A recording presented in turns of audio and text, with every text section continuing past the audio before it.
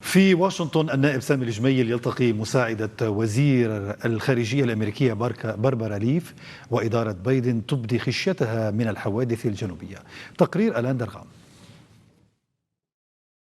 أبدى رئيس حزب الكتائب اللبنانية النائب سامي الجميل خشيته من توسع رقعة الاشتباكات في الجنوب أثناء لقائه مع مساعدة وزير الخارجية الأمريكية باربرا ليف في واشنطن.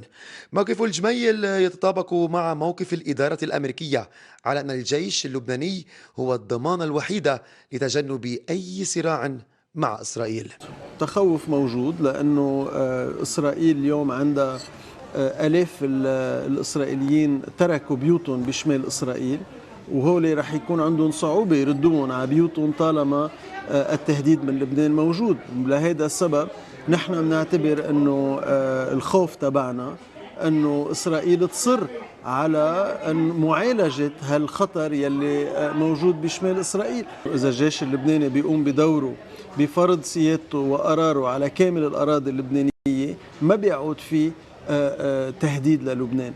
مشكلة التهديد للبنان عم يجي من الاستفزازات المستمرة اللي عم تحصل من حدود لبنان من قبل ميليشيا مسلحة بأجندة غير لبناني.